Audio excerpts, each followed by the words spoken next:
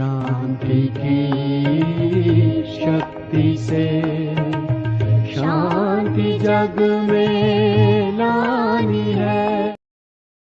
ओम शांति। शांति की शक्ति इस चैनल में आप सभी का स्वागत है।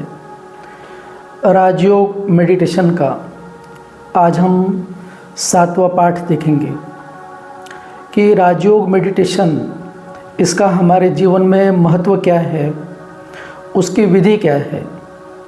क्योंकि ऐसा कहा गया है कि विधि से ही सिद्धि प्राप्त होती है। तो राजयोग, जिसको आजकल लोग मेडिटेशन के नाम से जानते हैं, और एक प्रकार का फैशन हो गया है। भी थोड़ा सा भी तनाव हो गया तो लोग आते हैं और कहते हैं कि हमको मेडिटेशन सीखना है। अब मेडिटेशन ये एक आर्ट ऑफ लवफुल लिविंग है। भाई प्रेमपूर्ण जीवन जीने की एक कला है कि जिसके अंदर हम स्वयं को प्रेम करते हैं। उस प्रेम के सागर परमात्मा के साथ हमारा प्रेमपूर्ण सामंजस्य रहता है, और संसार में सबके साथ हमारा व्यवहार जो रहता है वो प्रेमपूर्ण और नियमपूर्वक रहता है।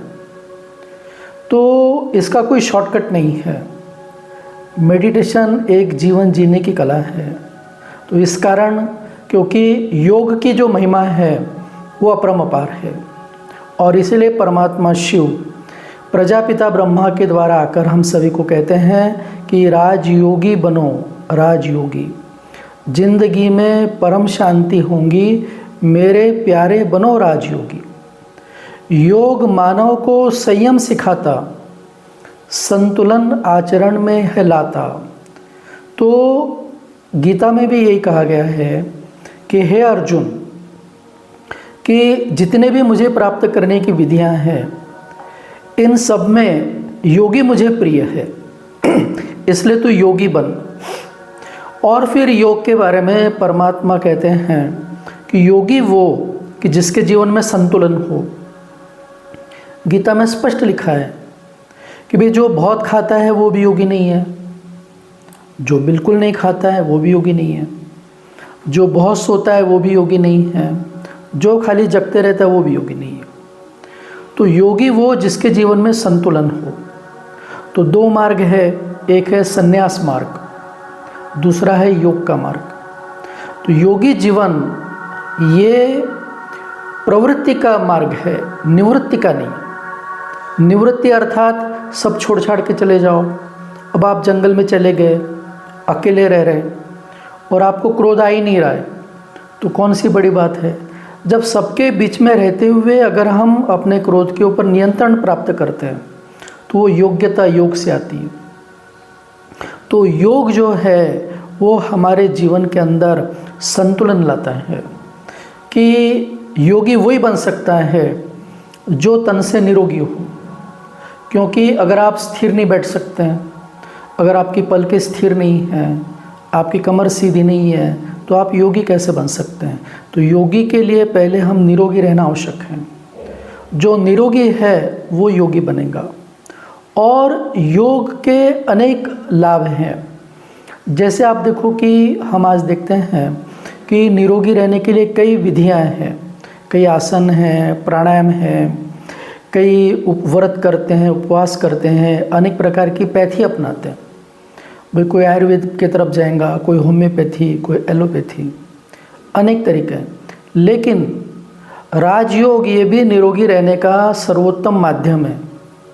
क्योंकि राजयोग के द्वारा हम अपने तनाव का प्रबंधन कर पाते हैं, हम अपने मन के आवेशों के ऊपर नियंत्रण रख पाते हैं। और जिसने अपने मन के ऊपर नियंत्रण रख लिया तो बहुत सारी शारीरिक बीमारियों से वो मुक्त हो जाता है। तो योग का और एक फ़ायदा है कि हम निरोगी बनते हैं। तो राजयोग ये एक प्रमुख विषय है। हमारे जीवन में रोग, शोक, दुख और अशांति ये अनेक प्रकार के विघ्न हैं। राजयोग इससे मुक्ति का मार्ग है। तो राजयोग के 4 स्तंभ हैं। तो 4 स्तंभ में कहा गया है, एक है सत्संग, दूसरा है दिव्य गुण, तीसरा है शुद्ध अन्न, और चौथा है पवित्रता। तो सत्संग का अर्थ क्या है? सत्संग का अर्थ है कि सत्य के साथ हमारा संग हो, और सत्य केवल एक परमात्मा है जिसको कहा जाता है सत्यम शिवम सुंदरम। ऐसा कहा गया है, संग तारे और कुसंग बुरे। A man is known by his company. भाई वो किसके साथ में रहता है उसके द्वारा उसकी पहचान होती है। तो सत्संग का मतलब है कि जब हमारा बुद्धि का संग परमात्मा के साथ में रहता है, तो सत्संग माना यहाँ पर हर रोज़ जब हम 1 घंटा बैठकर ज्ञान सुनते हैं। आप देखो कि योग माना ज्ञान को जीवन में धारण करने की कला है। भाई ज्ञान हम सुन रहे हैं लेकिन समझ में नहीं आ रहा है। भाई आप दवाई ले रहे हैं, दवाई के साथ में परहेज आवश्यक है। आप भोजन खा रहे हैं तो शारीरिक श्रम आवश्यक है। विश्रम जहाँ पर नहीं है वहाँ पर एक्सरसाइज करना पड़ेगा। अगर आप केवल खाना खा रहे हैं और वो हजम नहीं हो रहा है तो खाना ताकत नहीं बनता है। ऐसे ज्ञान सुन रहे हैं लेकिन वो योग के द्वारा ज्ञान हमारे जीवन में धारण होता है, और जब ज्ञान जीवन में धारण होता है तो उसका शक्तियों के रूप में विकास होता है। भाई योग से हमारे अंदर निर्णय शक्ति आती है, हमारे अंदर परखने की शक्ति आती है, सामना करने की शक्ति आती है, समेटने की शक्ति आती है, सहन करने की शक्ति आती है। इन शक्तियों के बारे में हम अगले लेसन में देखेंगे। लेकिन योग जो है इसको कहा गया है ज्ञान योग। भाई जब तक आप ज्ञान सुनेंगे नहीं और हर रोज़ नहीं सुनेंगे, जैसे शरीर को हर रोज़ भोजन आवश्यक है, ऐसे मन के लिए हर रोज़ ऐसा ज्ञान जो हमें व्यवहार में मन पर नियंत्रण करना सिखाता है। तो राजयोग को गीता में ज्ञान योग भी कहा गया। ज्ञान सुनने के बाद जब उस ज्ञान को हम अपने कर्मों में इम्प्लीमेंट करते हैं, कर्म में यूज़ करते हैं, व्यवहार में यूज़ करते हैं, इसलिए इसको कर्म योग भी कहा गया है। और फिर हम क्या करते हैं कि कुछ समय सब तरफ से अपने आप को, अपने मन को सब तरफ से विड्रॉ करके, जैसे कछुआ क्या है, कछुए को जब कार्य रहेगा तब अपना पैर हाथ मुंह बाहर निकालेगा, कार्य पूरा हो गया अपनी कर्मेंद्रियों को समेट लेता है। ऐसे राजयोगी कुछ समय बैठकर जब अपनी बुद्धि को समेट लेता है वो, और यहाँ जो हमारा एनर्जी पॉइंट है यहाँ पर वो केंद्रित करता है, और यहाँ एक विज़न बनाता है कि मैं एक ज्योति स्वरूप आत्मा हूँ। और जब वो तीसरे नेत्र के द्वारा उस आत्मा का चिंतन करता है और आत्मा की जो शांति है उसको जागृत करता है, तो डबल लाइट हो जाता है। डबल लाइट अर्थात भाई शरीर के पिंजरे में आत्मा ही कैद है। जब आत्मा को स्मृति आती है कि मैं ज्योति स्वरूप आत्मा हूँ, तो प्रकाश एक लाइट और दूसरा आत्मा हल्की हो जाती है। संसारिक बंधनों से वो कुछ समय के लिए मुक्त हो जाती है। आप देखिए कि गीता में भगवान ने कहा है कि सारे गीता का सार है नष्ट मोहा स्मृतिर्लब्धा। राजयोग अर्थात परमात्मा की स्मृति। और इसीलिए भक्ति मार्ग में भी हमको कहा गया है कि सिमर सिमर सुख पाओ, कलह कलेश मिटे सब तन के। भाई हमारे तन के जो कलह कलेश है वो परमात्मा के सिमरण में से दूर जाते हैं। तो सिमरण तो हम करते हैं, लेकिन हमारा जो सिमरण है वो कहीं पर अतीन्द्रिय सुख की तरफ नहीं जाता है। भाई ऐसा कहा गया है कि अतीन्द्रिय सुख पूछना है तो गोपिकाओं से पूछो। भाई हम भक्ति कर रहे हैं लेकिन इंद्रियों का सुख ले रहे हैं। भाई अच्छा हम आँखों से दर्शन कर रहे हैं, कानों से अच्छा भजन सुन रहे हैं, मुख से अच्छे भजन बोल रहे हैं, ये इंद्रियों का सुख है। लेकिन जब हमारी कर्मेंद्रियाँ कुछ नहीं करती है और आत्मा को वो परमात्मा का रस अनुभव होता है, उसको कहते हैं अतीन्द्रिय सुख। तो जो कहा गया है कि मन मना भाव, देखो एक शब्द में है मन मना भाव अर्थात मन मेरे में लगाओ। हम तन लगा रहे हैं, शांति शरीर को नहीं चाहिए, मन को शांति चाहिए। तो हमारा जब चित्त परमात्मा में लगता है, वे एक कहानी बताते हैं कि भाई 2 महिलाएं थी, मंदिर में गई तो एक महिला की चप्पल ये चोरी हो गई। तो अपने सहेली को बोलती कि मेरी चप्पल गई। तो सहेली कहती कि अरे चप्पल गई बला गई। तो एक हमारी संस्कृति में निगेटिव को पॉजिटिव करना सिखाया गया है, भी चप्पल गई बला गई।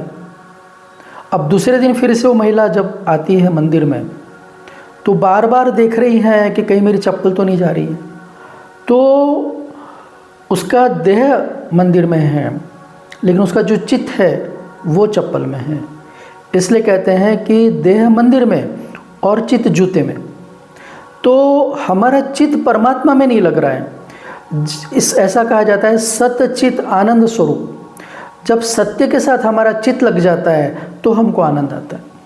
तो राजयोग माना हमारे जीवन के अंदर ईश्वरीय ज्ञान, कर्मों का ज्ञान, और जो कहा गया है कि नष्ट मोहा स्मृतिर्लब्धा, तो कुछ समय बैठकर हम अपने देह से अपना मोह निकालते हैं, अपने संबंधों से मोह निकालते हैं, अर्थात संसार को विस्मृत करते हैं। भी परमात्मा की स्मृति ये राजयोग का आधार है। तो जब हम अपने आप को देह से मुक्त समझते हैं, देह को भूलते हैं। अब किसी चीज़ को भूलने के लिए आपको किसी चीज़ को याद करना पड़ेगा। तो जब मैं आत्मचिंतन करता हूँ, देह का चिंतन को भूलता हूँ, देह के संबंधों को भूलते हैं। छोड़ना नहीं है लेकिन भूलना है। तो राजयोग माना कमल के फूल के समान जीवन है कि इसमें हमको घर गृहस्थ का त्याग नहीं करना है, लेकिन जैसे कमल का फूल कीचड़ में रहते हुए भी न्यारा रहता है, ऐसे संसार कीचड़ है, लेकिन संसार रूपी कीचड़ से जब हम ऊपर उठ जाते हैं तो हम राजयोगी बनते हैं। तो राजयोग के पहला आधार है ज्ञान, हर रोज सत्संग। उसके पश्चात दूसरा राजयोग का आधार है कि हमारे जीवन में दिव्य गुणों की साधना हो। भी नम्रता को धारण करना है, धैर्यता को धारण करना है, सहनशीलता को धारण करना है। ऐसा कहा गया है अंतर्मुखी सदा सुखी। भाई हम अंतर्मुखी, जब हम एक बाह्यमुखी रहते हैं, संसार की ओर हमारा दृष्टिकोण रहता है और एक दृष्टिकोण रहता है आत्मिक दृष्टिकोण। तो कुछ समय जब हम अपने लिए निकालते हैं, आज हमारे पास में सबके लिए समय है, भी दुनिया के लिए समय है, अपने संबंधियों के लिए समय है, लेकिन अपने लिए समय नहीं है। जो हमने भगवान को कहा कि तन मन धन सब तेरा, तो भगवान ने तो 24 घंटे दिए, 8 घंटे शरीर को, 8 घंटा मन को देना पड़ता है और 8 घंटा धन कमाने के लिए, लेकिन हम अपने आप को टाइम नहीं दे पा रहे हैं। और जो परमात्मा ने कहा कि आत्मा अपना मित्र भी स्वयं है और अपना शत्रु भी स्वयं है, तो अगर हम स्वयं के लिए समय निकाल रहे हैं तो हम अपने साथ मित्रता निभा रहे हैं। और फिर हम अपने आप को समझाते हैं कि ये संसार सुख दुख, मान अपमान, हानि लाभ, इसका एक नाटक है। मौसम बदलते हैं, व्यक्ति बदलते हैं, परिस्थितियां बदलती है, लेकिन हमारी जो स्वस्थिति है वो शक्तिशाली हो कि मैं आत्मा शांत स्वरूप हूँ। जब हम कमांड देते हैं अपने आप को, भी राजयोग के अंदर हम संकल्पों को शून्य नहीं करते हैं, लेकिन अपने संकल्पों की क्वांटिटी को कम करते हैं और उसकी क्वालिटी को बढ़ाते हैं। और जब मैं अनुभव करती हूँ कि मैं आत्मा शांत स्वरूप हूँ, शांति मेरा स्वभाव है, शांति मेरा गुणधर्म है, शांति मेरी साधना है, क्योंकि शांति के सागर परमात्मा की मैं संतान हूँ, शांति देश की रहने वाली हूँ और शांति ही मेरे शरीर को सूट करती है, शांति ही मेरे संबंधों में सूट करती है। अगर मैं अपने संबंधों के अंदर अशांत रहता हूँ तो लोग हमसे दूर जाएंगे। इसलिए कहा गया है don't lose your temper, nobody likes it. भी हमको अपना जो आवेश है उसको कंट्रोल में रखना है। तो शांति हमारी साधना है। तो जब हम अपने आप को कमांड देते कि मैं आत्मा शांत स्वरूप हूँ, तो हम यहाँ विज़न बनाते और वो फीलिंग में रहते कि मैं हूँ शांत। इसको सहज योग कहा जाता है। जितना हम जीवन में इजी रहते हैं, भी हम बातों को पकड़ के रखते हैं। आप देखो कि अगर हमारे हाथ में किसी ने ग्लास दिया, अब ग्लास कितना वजन, थोड़ा सा वजन है, अब हम उसको पकड़ के रख रहे हैं 1 minute 2 minute 3 minute 10 minute, 10 minute के बाद में हाथ दर्द से देना शुरू करेंगे। 1 घंटा आप ग्लास पकड़ कर रहेंगे तो आपका हाथ पूरा कट जाएगा। अगर आपको बोलेंगे पूरा दिन भर ग्लास पकड़ के रहो तो हाथ आपका पैरालाइज हो जाएगा। तो हम बातों को पकड़ के रखते हैं और बातों को पकड़ के रखने से मन भारी हो जाता है। तो बातें तो होने वाली है, ये संसार है तो संसार सागर में बातें होंगी। इसलिए हमको कहा गया है रात गई बात गई, कहा गया है। और फिर क्या कहा गया है, जिसके आड़ी रात उसकी क्या बात। भाई उसके आड़े अभी रात है, आज से हम उसकी चिंता क्यों करें। तो जितना हम वर्तमान में जीते हैं उतना हम राजयोगी बनते हैं। तो राजयोग के अंदर हमको दिव्य गुणों का विकास करना है। अपने मुख के द्वारा कम बोलते हैं, धीरे बोलते हैं, मधुर बोलते हैं। व्यवहार के अंदर जितना हम रिलैक्स रहते हैं, बातों को पकड़ के नहीं रहते हैं, अपनी अपेक्षाओं को कम करते हैं, स्वीकार्यता को बढ़ाते हैं, एक्सेप्ट करते हैं। क्योंकि दुनिया में कहा गया है कि कभी किसी को मुकम्मल जहाँ नहीं मिलता, कहीं जमी तो कहीं आसमान नहीं मिलता। भैया संसार में सभी को सब कुछ नहीं मिलता है, जो प्राप्त है वही पर्याप्त है। और फिर हम जहाँ रहते हैं, जो हमारा परिवार है, उसमें जितना हम आराम से रहते हैं वहाँ उलझते नहीं हैं। तो ये गुणों का विकास परिवार में रह के होता है। इसलिए कहा गया है कि ज़िंदगी का ये हुनर भी आजमाना चाहिए। जंग अगर अपनों से हो तो हार जाना चाहिए। हारमनी अंग्रेजी में कहते हैं हारमनी, अर्थात सद्भावना। तो जब हम हार मानते हैं, नम्रता को धारण करते हैं, अपने अभिमान को कम करते हैं, तो ये दिव्य गुण हमको परमात्मा के नज़दीक ले जाते हैं। क्योंकि परमात्मा ये गुणों का सागर है। तीसरा फिर राजयोग के अंदर हमारा शुद्ध अन्न, जितना हमारा भोजन शुद्ध सात्विक शाकाहारी रहेगा। क्योंकि कहा गया है जैसा अन्न वैसा मन, जैसे पानी वैसे वाणी। आप देखो कि भजन और भोजन ये दोनों साधनाएं। पूर्व काल के अंदर जब भोजन करते थे तो एकांत में भोजन करते थे। भोजन करते समय बात नहीं करते थे, सुखासन में बैठकर भोजन करते थे। तो भोजन ये शरीर की साधना है। लेकिन कालांतर में क्या हो गया है, उस समय इतनी बीमारियां भी नहीं थी। क्योंकि अगर आप बैठकर शांति से भोजन करेंगे तो आप अच्छे से उसको चबाएंगे। क्योंकि पूरा ध्यान, भाई भोजन ये शरीर की साधना है। तो जब हम ध्यान से भोजन करते हैं, भोजन का आनंद लेते हैं। आज हम भोजन का आनंद नहीं ले रहे हैं, मोबाइल का आनंद ले रहे हैं, खाना खा रहे हैं। छोटा बच्चा हाथ में मोबाइल ले रहा है, खाना खा रहा है। तो बच्चों के इतने दवाखाने खुल गए हैं, इतनी बीमारियां बढ़ गई है। टीवी देखते हुए भोजन कर रहे हैं, खड़े खड़े होकर भोजन करते हैं, कहीं भी जाएंगे तो शरीर को वो रोगी बनाता है। तो और दूसरा भजन ये एकांत में किया जाता था, अब तो लाउड स्पीकर लगाकर सार्वजनिक रूप में किया जाता है। भाई उसको मनोरंजन का साधन बना दिया हमने। तो जब हमारा भोजन ये शुद्ध सात्विक शाकाहारी रहता है, जैसी पानी वैसी वाणी, तो ये हम परहेज रखते हैं।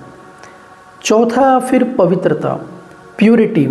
हमारी जो दृष्टि है वो दैहिक नहीं रहती है, विकारी दृष्टि नहीं रहती है, काम की दृष्टि नहीं है, देह के आकर्षण की दृष्टि नहीं है, जीवन में छल कपट नहीं है, चालबाजी नहीं है। क्यों? क्योंकि हमारे जीवन के अंदर परमात्मा का प्रेम। तो पवित्रता अर्थात एक व्रता। जब हम एक परमात्मा के ऊपर एकाग्र होते हैं, इसलिए कहा गया है एक साधे सब सधे और सब साधे सब जाए। जब हमको ये पता है कि परमात्मा एक है, वो निराकार प्रकाश स्वरूप है, और जब हम बुद्धि का योग उस परमात्मा के साथ लगाते हैं तो परमात्मा की शक्ति हमारे ऊपर आती है। आज आप देखिए कि सूर्य है, हजारों वर्षों से सूर्य प्रकाश दे रहा है। लोगों को पता है कि सूर्य अग्नि है, लेकिन ज्ञान नहीं होने के कारण हम ये सोचते थे कि सूरज पूरब से निकलता है और चलते चलते पश्चिम की ओर जाता है। आज हमको ये ज्ञान पता चला कि सूरज चलता नहीं है, सूरज वहीं रहता है, लेकिन पृथ्वी घूमती है। तो ज्ञान अंजन सतगुरु दिया, अज्ञान अंधेर विनाश। आज आप देखो कि सूर्य के सामने हम कागज रखते हैं, लेकिन वो कागज जलेगा नहीं। लेकिन वही हम उस कागज और सूर्य के बीच में डबल कांच रखते हैं, तो सूर्य की किरणें कागज के ऊपर एक केंद्र बिंदु बनाती है और वो कागज जलने लगता है। तो ऐसे ही हमारे जो विचार है वो इधर उधर भटक रहे हैं। भाई ऐसा कहा गया है कि पक्षी आकाश में उड़ता है, लेकिन उसका ध्यान अपने घोंसले में अपने बच्चों की तरफ रहता है। ऐसे हर कर्म करते जब हमारा ध्यान उस प्रिय पिता परमात्मा में लग जाता है, तो ध्यान का मतलब ये है राजयोग। भी जब हम इस फीलिंग में रहते हैं, इस महसूसता में रहते हैं कि मेरा जो कनेक्शन है वो सर्वशक्तिमान परमात्मा से जुड़ा हुआ है, तो वो शक्ति हमारे अंदर आती है। तो आप देखो कि आज हमने अपने विज्ञान और ज्ञान के आधार पर सूर्य से अभी क्या करते थे, पहले कैलकुलेटर चलाते थे, फिर कंप्यूटर चलने लगे, फिर बैटरी चलने लगी। आज सोलर एनर्जी से बड़े बड़े गांव की रोशनी होती है। कई ऐसे एयरपोर्ट है जो केवल सोलर एनर्जी पे चलते हैं। तो सूर्य का यूज़ करना अभी हमको आया है। ऐसी परमात्मा तो ज्ञान सूर्य है, उसको यूज़ करना हमको आना चाहिए। तो राजयोग जो है ये ज्ञान सूर्य परमात्मा की शक्ति को अपने अंदर धारण करना, और उस शक्ति को अपने जीवन के अंदर जब हम धारण करते हैं तो हमारे जीवन के अंदर अष्ट शक्तियों का विकास होता है, हमारी आत्मा के संस्कार का परिवर्तन होता है। भी हमको तो ये सिखाया गया है कि जीते आदमी की आदत मरे बिना जा नहीं सकती, लेकिन परमात्मा का जो राजयोग है ये हमारे संस्कारों को परिवर्तन करता है, संस्कारों का दिव्यकरण करता है। तो जब हमारे संस्कार बदल जाते हैं तब हमारा वर्तमान भी श्रेष्ठ होता है और भविष्य भी श्रेष्ठ होता है, और साथ साथ पूर्व काल में की हुई हमारी सब गलतियां हैं उसको हम राजयोग के द्वारा उसका हम नाश करते हैं। तो राजयोग ये एक श्रेष्ठ विधि है, लेकिन इसके लिए हमको हर रोज़ ज्ञान सुनना पड़ेगा, उसको समझना पड़ेगा। तो जब हमारे जीवन के अंदर कमिटमेंट आता है, भाई आज हमारा जीवन कैजुअल हो गया है, हम गफलत में जी रहे हैं, जब हमको ये पता चलता है कि संसार समस्याओं का सागर है, भाई यहाँ पर आने वाले दिन और तकलीफ़ के आने वाले हैं और ये दुनिया विनाश की ओर बढ़ रही है, महाविनाश की ओर बढ़ रही है। अगर हमको ये सावधानी है और हमको दिखता है, भी आज आप संसार में देखो कि संसार में आपको दिख रहा है कि कहीं पर भी सुख नहीं है और हर जगह समस्याएं हैं, परेशानी है। जहाँ धन है तो भी परेशानी है, नहीं है तो भी परेशानी है, संबंध है तो भी परेशानी है, नहीं है तो भी परेशानी है। लेकिन हमारी स्थिति उस कबूतर के भांति है कि एक कबूतर बैठा था, उधर से एक बिल्ली आ रही थी। कबूतर को ये पता था कि बिल्ली मुझे खाएंगी, तो कबूतर ने उड़ जाना चाहिए, लेकिन प्रयास की कमी उसने अपने आंखें बंद कर लिया, और आंखें बंद करने के बाद उसको ऐसा लगता है कि बिल्ली तो नहीं है, लेकिन बिल्ली आती है और उसे खा लेती है। ऐसे समय ये बड़ा शिक्षक है। समय हमको बता रहा है कि आने वाला समय, अगर हमारे अंदर आत्मविश्वास, परमात्मा का विश्वास नहीं है और कर्मों पे हमारा विश्वास नहीं है कि अगर मेरे कर्म श्रेष्ठ हैं तो मेरा कोई कुछ बिगाड़ ही नहीं सकता है, तो जब तक हमारे जीवन में ये विश्वास नहीं है तब तक हमारे जीवन में सफलता आ नहीं सकती। तो भाइयों और बहनों, प्रजापिता ब्रह्मा कुमारी ईश्वरी विश्वविद्यालय में हर रोज़ सुबह और शाम क्लास कराया जाता है। जब हम वो क्लास हर रोज़ अटेंड करते हैं तो फिर धीरे धीरे हमको मेडिटेशन की ओर हम अग्रसर होते हैं, और मेडिटेशन के और जब अग्रसर होते हैं तो धीरे धीरे वो ध्यान हमारे जीवन का एक अभिन्न अंग बन जाता है, और वो फिर हमारे जीवन के अंदर गुणों का विकास करता है, शक्तियों का विकास करता है, जिससे हमारा जीवन सहज हो जाता है। तो हम सभी अगले एपिसोड में देखेंगे कि राजयोग से हमको कौन सी शक्तियाँ प्राप्त होती है। अच्छा, ओम शांति।